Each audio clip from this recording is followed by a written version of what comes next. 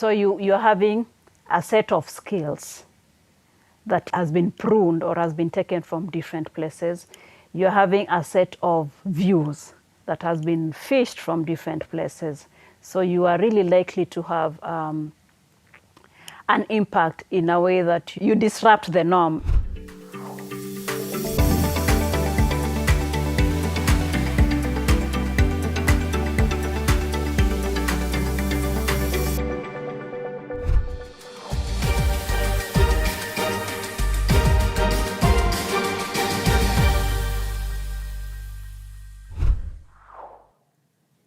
Mukavaa päivää täältä TE-Live Hämeestä.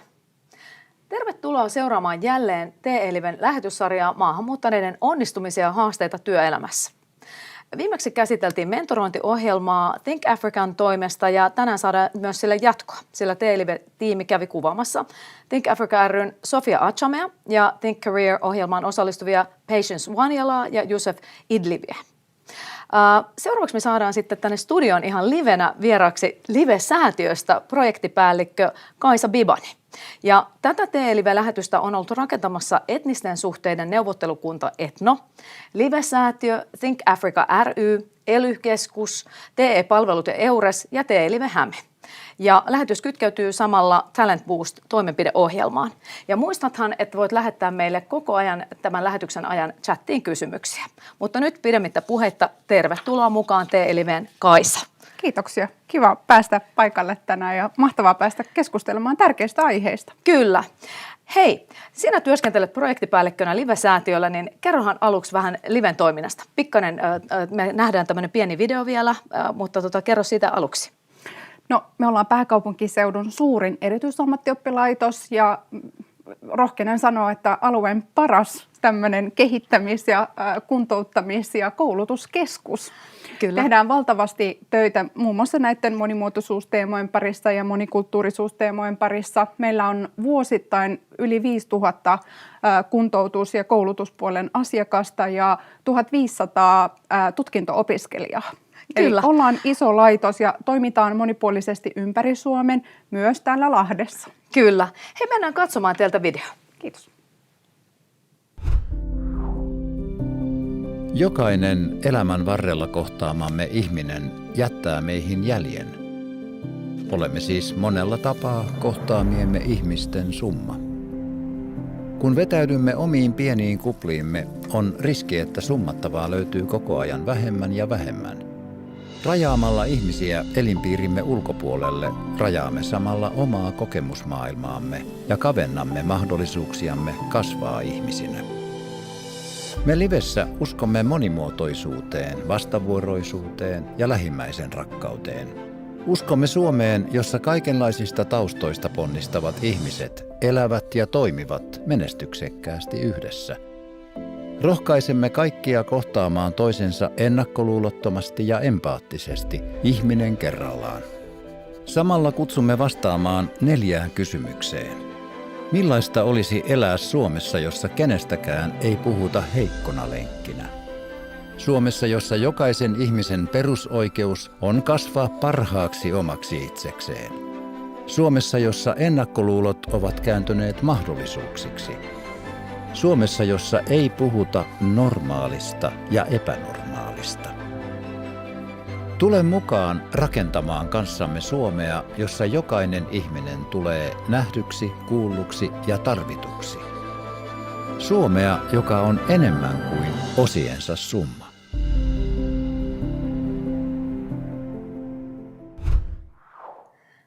Hei, kerrohan aluksi Kaisa, että miten sinun urapolku on johdattanut sut Live-säätiölle?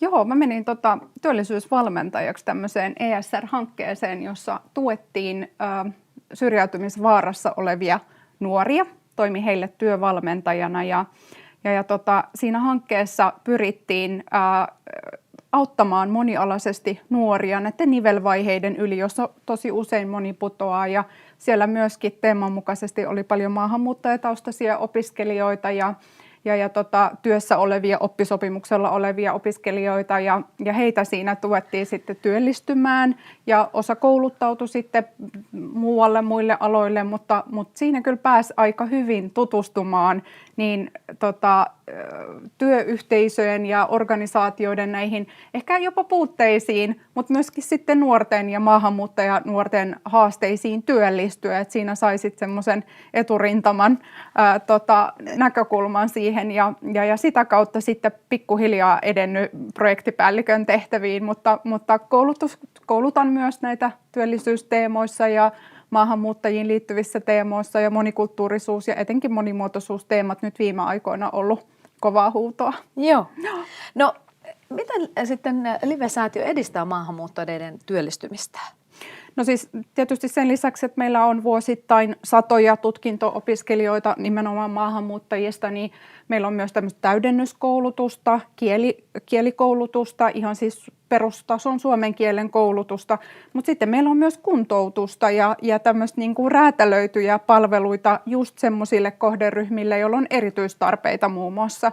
Sen lisäksi me tehdään ihan yritysten kanssa vankkaa yhteistyötä, eli tehdään tämmöistä yritysvalmennusta, meillä on lukuisia hankkeita, joissa edistetään maahanmuuttajien työllistymistä, mutta myöskin sitä yrityspuolen vastaanottavuutta, että siinä tehdään vankasti yhteistyötä alueellisten yritysten kanssa. Ja tietysti me koulutetaan ihan yrityksiä ja yksilöitä näissä monimuotoisuusteemoissa. Että kyllä mä ajattelen, että tietoisuutta lisäämällä saadaan myös tätä työllistymistä parannettua ja siinä ollaan ehkä edelläkävijöitä pääkaupunkiseudulla. Kyllä. No teillä on tulossa itse asiassa tämmöinen ESR-hanke on niin kuin työn alla, niin kerro tästä vähän lisää. Joo, me siis lähdettiin tavallaan haastamaan itsemme siinä, että miten me pystytään ratkaisemaan nämä tämänhetkiset työvoimaongelmat. Eli me tiedetään, että meillä on toisaalla vastaanottavuuden kanssa haasteita, pitovoiman kanssa haasteita, mutta sitten meillä on valtava potentiaalinen joukko työllistyviä maahanmuuttajia, jotka ei pääse töihin. Että tavallaan tämä silta piti rakentaa ja siihen me kehitettiin tämmöinen työtakuumalli. Ihan siis kylmä soittoa yrityksille, että lähdettekö mukaan tällaiseen.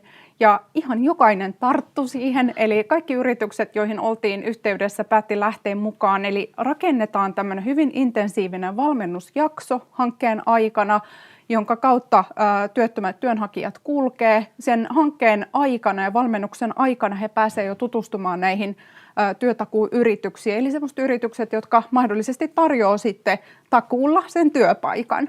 Ja valmennusjaksoon kuuluu tämmöinen bootcamp-jakso, jonka aikana tutustutaan suomalaiseen työelämään, ammattisanastoa harjoitellaan intensiivisesti, mennään sinne työpaikalle tutustumaan, tehdään ihan tämmöisiä työharkkapäiviä ohjatusti. Samaan aikaan meillä on tämmöinen mentoriohjelma, eli tavallaan sinne työpaikalle rakennetaan se tuki valmiiksi. Jos ei siellä sitä ole, niin tehdään se. Ja samalla me koulutetaan myös ihan tämmöistä työn ohjausta, eli meillä on työpaikkaohjaajan koulutus Livessä, joka on räätälöity nimenomaan maahanmuuttajatyöntekijöiden ohjaamiseen. Eli saadaan myös tämmöistä kulttuuritietoutta, että se ei ole vaan sitä työn ohjausta, vaan myös sitten paljon muuta, mitä siihen maahanmuuttajien työllistämiseen kuuluu. Kyllä. No millaisia haasteita maahanmuuttajat voivat kohdata siellä työelämässä? No siis haasteita on useita. Kohtaanto on tietysti yksi ongelma, että ei välttämättä maahanmuuttajat ei löydä niille avoimille työmarkkinoille, mutta sitten tietysti ehkä jonkun verran myös rasismikysymys tulee tässä, että onko ennakkoluulot sellaisia, jotka estää, mutta kyllä mä luulen, että pääasiassa me tarvitaan sinne työyhteisöihin enemmän ymmärrystä, tämmöistä ennakkoluulottomuutta ja se, että otetaan tämmöinen yhteisöllinen asenne tähän niin kuin Suomen työvoimatilanteeseen, että hei, meillä on iso ryhmä potentiaalista työvoimaa, jota me voitaisiin hyödyntää ja tavallaan, että ollaan me niitä pioneereja, tehdään me toisin ja tavallaan tällä, että rakentamalla sitä yhteisöllisyyttä ja tämmöistä yhden Suomen periaatetta, niin kyllä mä uskon, että me saadaan kaikki töihin, mutta sitten tietysti kielihaasteet ja kaikki tämmöiset niin kuin yksilölliset haasteet, niin ne on taklattavissa.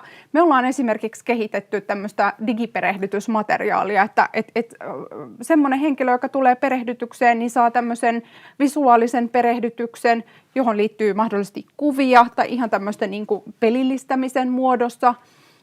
perehdytetään työhön ja sitten tietysti tämä mentori ja oma valmentaja siellä työpaikalla. Että jos siellä työpaikalla yksi henkilö käyttää resurssinsa siihen, että saadaan mahdollisesti 50 uutta työntekijää, niin miksi ei? Kyllä. Miksi ei? No puhuit siitä yhteisöllisyydestä, niin miten sitä voi lisätä? Miten se kasvaa? No mä taas palaan tähän yhden Suomen periaatteeseen, että jos ajatellaan, että me ollaan kaikki yhdessä samassa veneessä, niin se jo, jos mikä kasvattaa yhteisöllisyyttä. Mutta kyllä mä ajattelen sen, että jokaisen ihmisen täytyy se empatia itsestään kaivaa, asettaa itsensä toisen tilaan, asettaa itsensä toisen kenkiin ja tavallaan sillä laajentaa sitä omaa ennakkoluulottomuuttaan ja semmoista niin kuin, ehkä vähän madaltaisi sitä varauksellisuutta ja lähtisi pelottomasti vaan palkkaamaan niitä maahanmuuttajataustaisia sinne työpaikalle ja katsoa, että miten se sujuu. Et meillä on kuitenkin Suomessa niin yrittäjillä kuin sitten työntekijöillä on vahva oikeusturva, että tavallaan kukaan ei hukku siihen, jos ottaa sen yhden työntekijän sinne harjoittelemaan vähäksi aikaa ja katsoo, että miten tämä sujuu tämä homma. Sitten tietysti kaikki muut tämmöiset kielihaasteet, nehän on sellaisia, että ne on ratkaistavissa. Meillä on nykyään tosi moni sellainen työpaikka, jotka tarjoaa suomen kielen koulutusta työaikana. Että se, että jos muutaman tunnin viikossa käy kouluttautumassa ja oppimassa suomen kieltä ja yritys saa hyvän työntekijän, niin taas miksipä ei. Kyllä. Ja lopuksi mä sanon, että Suomi Oy on meidän kaikkien. Ja me ollaan kaikki vastuussa siitä. Ja se, että pidetään huoli siitä, että kaikki mahtuu tänne, kaikki pääsee töihin ja pidetään huoli siitä, että siellä töissä ihmisillä on hyvä olla, integriteetti säilyy, niin tällöin myös Suomen integriteetti säilyy. Tällöin me pystytään myös pysymään kilpailukykyisinä jatkossakin, meidän talous kukoistaa ja saadaan tänne aidosti kansainvälisiä, myyviä, uusia, olipa se sitten innovaatio, mikä tahansa, millä alalla tahansa, niin me pystytään olemaan tämmöinen menestynyt kansainvälinen tekijä, mutta kyllä se vaatii meiltä vielä vähän askelia siihen suuntaan. Kyllä. Ja tuossa mainitsitkin, että miten voidaan kouluttaa siellä työpaikoilla niin kuin työpäivän aikana, niin muun muassa Työpaikka Suomi on tällainen yksi ohjelma, mitä voi hyödyntää.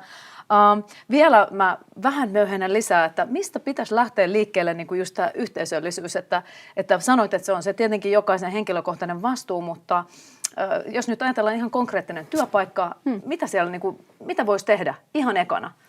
No kyllä se lähtee sieltä yrityksen strategiasta, eli se pitää olla siellä rakenteissa. Se pitää olla rakenteissa ja yrityksen kaikki työntekijät, heidän tulee olla tietoisia, että missä mennään, mutta heidän tulee myös sitoutua siihen. Eli tämmöinen sitouttaminen ja se, että se tehdään osaksi sitä yrityksen toimintaa ja nimenomaan näkyväksi osaksi yrityksen toimintaa. Että se ei jää niihin kauniisiin kansioihin ja se, että meillä on kerran vuodessa näyttää jossain palaverissa, että me tehtiin tällainen, vaan se, että se on aidosti läsnä ja yrityksessä näkyy se monimuotoisuus, yrityksessä näkyy ne erilaiset ihmiset ja niiden ääni kuuluu. Niin tällä mä uskon, että pystytään aidosti edistämään yhteisöllisyyttä ja monimuotoisuutta työpaikoilla.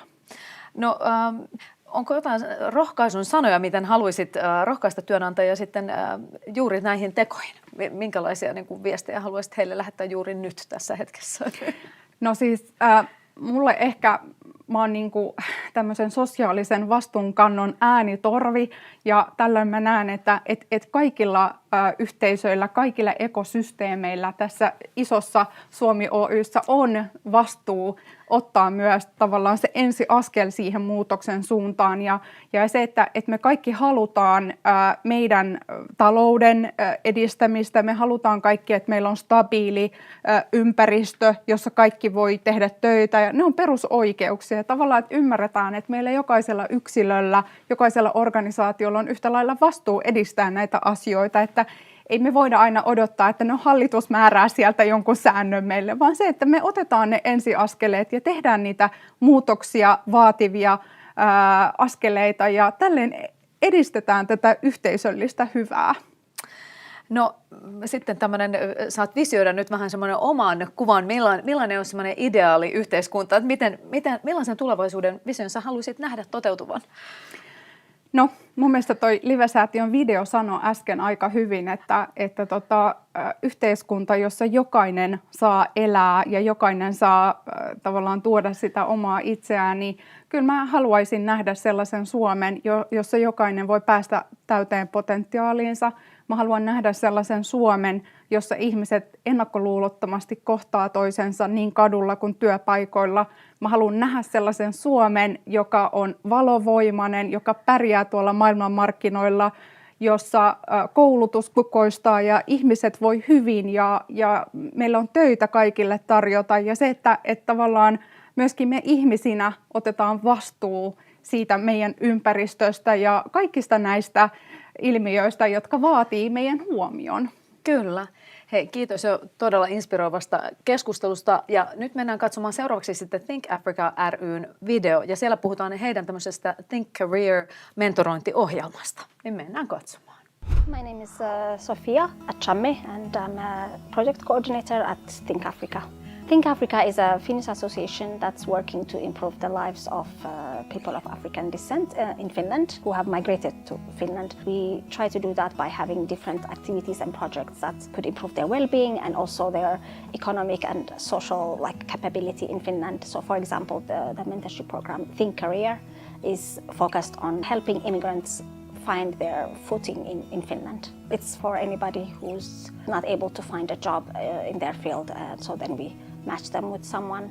The best benefit, I think, is a group of people who are in the similar situation as a mentor or as a mentee. So you kind of meet new people who are with you, so you kind of have this support environment and also feeling that I'm not alone. And also, of course, the support that we give through the different workshops that we have that could improve their lives. And also the mentor, of course, would also support them in their professional journey. We have these workshops, I would say once a month or once every 3 weeks. Then we have online and in person, so then everybody's also able to meet and network. Not only jobs, but also business partners, because sometimes you find people who have the same idea as you, and then together they partner and actually create something. So we've heard a lot about that at least. We have to set their expectations to the mentees that we're not here to provide you a job, we're not able to, but we will help you in your career journey. So I think perhaps that could be the one thing that could be disappointed, that they're not able to go somewhere where they'll just be given a job, but it doesn't work like that. So finding a community like Think Africa, then you're able to see also not only people in your situation, but people who have also overcome that, and you're able to have some sort of mirroring and also reflection of what can you do to also get there. So I think the community aspect should be highlighted always. Welcome. I would like to say to them welcome, and if you need any more information, please contact me. Ma olen Juusef Edlebi, ma olen rakennusinsinööri. Mulla on todistus Syyriasta 2006. Mä olin työskentelen Dubaissa ja Katarissa melkein 15 vuotta infrastruktuuri ja rakennus. Mulla on 3 vuotta ja mä opiskelin Suomea ja sitten nyt mä opiskelen rakennusala. Mä kysyin häneltä ehkä vuosi sitten ja sitten hän sanoi, että ei ole rakennusinsinööri, voi auttaa sinua. Ja sitten kun tuli rakennusinsinööri, hän sanoi, että nyt hän on valmis auttaa sinua. Ja sitten mä olen iloinen. Se on 3 kertaa me tapamme netistä, Zoomissa. Mä kysyin häneltä, mitä minä haluaisin kysyä. Ja sitten hän auttaa minua, kun minä en tiedä esimerkiksi firmat. Ja sitten mä kysyin häneltä, mä haluaisin työskentellä infrastruktuuri. Hän sanoi, että tämä firma sinä voit kysyä tai sinä voit seuraa LinkedInissä. Ja sitten sinä voit näyttää, kun ne tarvitsevat työntekijää. Mä sanon, että mä tarvitsen tämä ja sitten hän antaa minulle idea, mitä minä täytyy tehdä. Ensimmäinen challenge Suomessa se on suomen kieli, koska kun meidän ammatti on vaikea, kun sinä työskentelet, sinun täytyy olla esimerkiksi taso C. Ja sitten taas se on niin vaikea. Nyt mä opiskelen rakennusala, mä ymmärrän kaikki, mutta mä haluaisin tietää suomeksi, mitä se on. Mä haluaisin, että kun minä aloin töitä, mä voin kestää enemmän koko elämä. Minä ajattelen, että kun ihminen pakolainen tai hän tulee Suomeen, hänen täytyy katsoa tämä ohjelma. Ja sitten hän voi ottaa uusia asioita, ja mitä hän tarvitsee. My name is Patience Wanjala. I am originally from Kenya and I've been living in Finland for the past 4 years. I have a background in construction engineering. I studied in a university in Kenya. The name is Jomo Kenyatta University of Agriculture and Technology. And I also obtained a master's in construction project management from the same university. And prior to my coming, I was working as a lecturer in that university. And other than that, I was also doing my own other independent tasks of managing construction projects, either for clients or for friends, maybe some family members. So the reason why I moved to Finland is more family. When I came to Finland, it wasn't easy for me to find work because I think transferring skills and the kind of education that we've had from Kenya to Finland was a little bit difficult. But through help, and I got into this program by Hanken University, and that is how I landed a job in Finland. And at Payco, what I actually did was more of sustainable designs. Currently, I'm studying at HAMC. I'm taking a second master's in sustainable technologies. Being a mentor and having been mentored myself, so I stand from both aspects, as a mentor and as a mentee. For a mentor, I believe it's mutual benefit. So there is a way that I'm learning to express myself as being a mentor. There are some soft skills that I'm gaining by being a mentor. And the most important aspect for a mentor is that they enjoy seeing the person they are mentoring develop themselves. As the other person grows, the person I'm mentoring, I'm also growing as a mentor. So I'm developing my listening skills, for instance. I'm developing my communication skills. I'm also developing my personality. So I become at least more liberal and I open my mind to their ideas. So to me, it's like mutual benefit for both mentors and mentees. For the mentee, you expand their links, I'll say that, their networks, but also the mentee can expand your networks and links because there is also their own perspective and there are people they know. They also have their own network that you can discuss and you figure out it is helpful to you. It is a growth on both ways, the way I see it. So the mentor is guiding, and the mentorship really will not be driven by the mentor, but it will be driven by the goals of the mentee. So it is a benefit in both ways. They have their goals and you're basically just trying to push them into achieving the goals.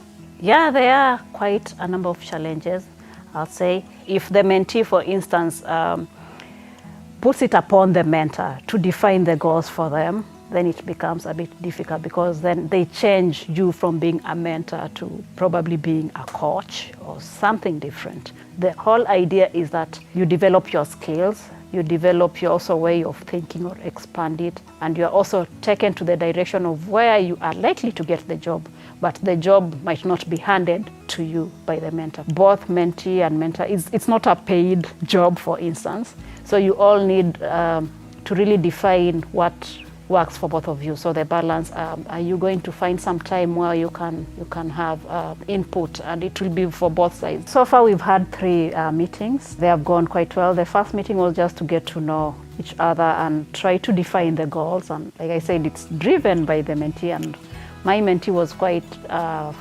forward. He was really quite active, and he said what exactly he wanted and what he was looking for, which was quite good for us. So it was easier for us to define the next steps.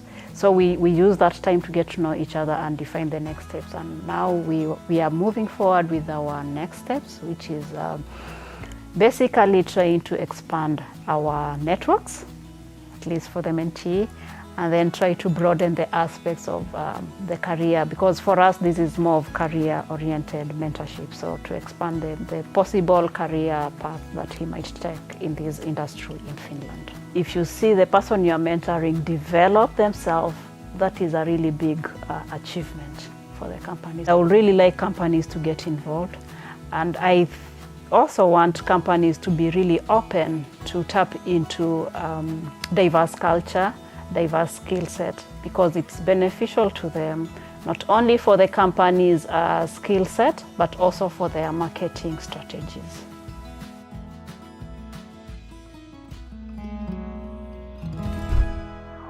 Ja siinä nähtiin Think African terveiset heidän mentorointiohjelmastaan, eli tämä Think Career. Mutta mitä sanoisit, Kaisa, että millaisia valmiuksia tulisi olla, että kun lähtee mentoriksi? No kyllä mä näen, että läsnäolo ja semmoinen kohtaaminen ja semmoinen asiakkaan näkeminen siinä, missä se asiakas on. Et se on semmoinen niin kuin Søren Kierkegaard on aikoinaan tämmöinen tanskalainen filosofi todennut, että jos haluat aidosti auttaa jotain ihmistä, niin sun pitää ensin löytää se ihminen.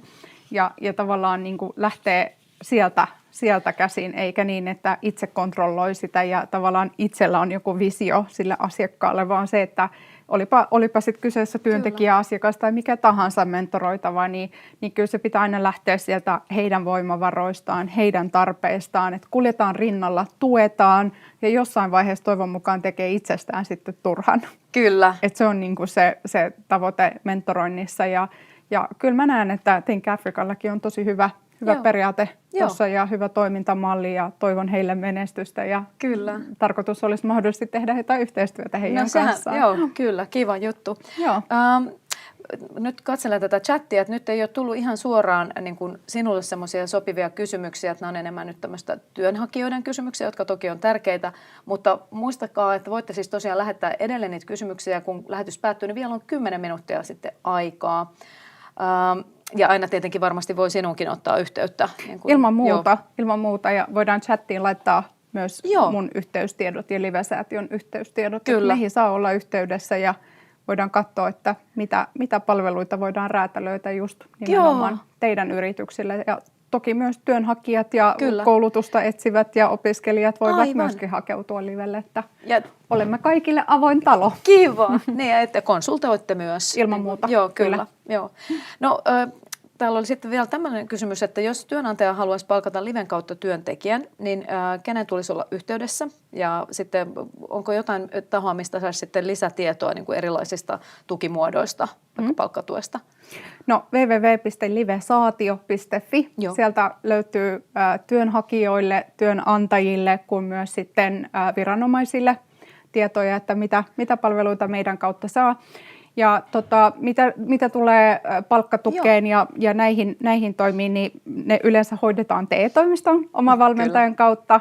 Mutta hyvähän se on, että myös työnantajat on niistä tietoisia. Eli jos tulee sellaisia työntekijöitä, jotka on palkkatuella mahdollisesti palkattavissa, niin silloin TE-toimistoon yhteys ja sitä kautta haetaan se hakemus ja laitetaan asia pyörimään ennen kuin työntekijä aloittaa työt. Kyllä. Ja meidän opiskelijoita valmistuu tosiaan vuosittain 1500 ja heille totta kai aina etsitään töitä. Meillä on itse asiassa noin 3500 yritysyhteistyökumppania tälläkin hetkellä ja mukaan mahtuu meidän isoon perheeseen ehdottomasti. Ja meillä tehdään myös laajasti hankkeita ympäri Suomen, jolloin myös sitoutetaan paikallisia yrityksiä mukaan ja hyvä silloin on olla siellä meidän asiakkuusrekistereissä. Kyllä. Onko jotain vielä, mitä ei ole käsitelty? Siis varmasti tätä voisimme jatkaa edelleen, mutta tähän loppuun kysyn, että onko jotain semmoista, mitä haluaisit vielä mainita?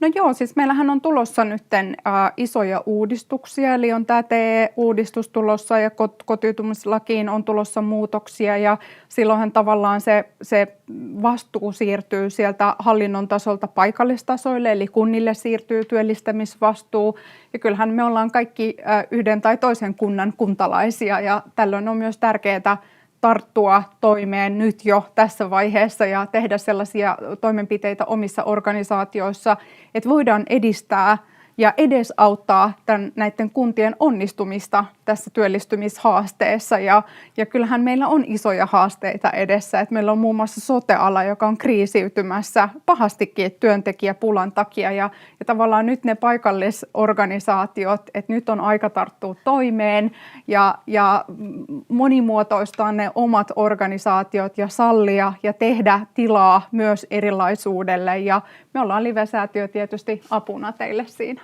Joo. Oliko vielä joku pallo, minkä haluat heittää erityisesti yrityksille? No kyllä. Meillä on siis Live-säätiöllä tämmöinen yhteiskunnallinen yrityshaaste, eli haastetaan meidän yhteistyökumppaneita tämmöiseen sosiaaliseen vastuulliseen tekoon. Ja nyt mä heitän teille pallon ja toivon, että jokainen tarttuu toimeen, ottaa yhden tämmöisen sosiaalisesti merkittävän toimenpiteen omassa organisaatiossaan ja sitä voi somessa mainostaa ja uskonpa, että se tekee myös hyvää yrityksen imagolle, että sillä tavalla. Kiva. Hei, kiitos tästä Kiitos. Kaisa ja kiitos oikein loistavasta haastattelusta. Toivottavasti teille. nähdään sua uudelleen täällä. Kiitos, oli mahtavaa olla ja Joo. toki tullaan uudestaan. Joo, kyllä. Kiitti. Ja kiitos myös sulle, hyvä katsoja, kun olit mukana. Ja anna meille myös palautetta, sillä me halutaan kuulla, että miten onnistuttiin tänään ja kuinka voidaan palvella sua vielä paremmin. Ja tämä lähetys, samoin kuin tulevat lähetykset, löytyy osoitteesta te-live.fi.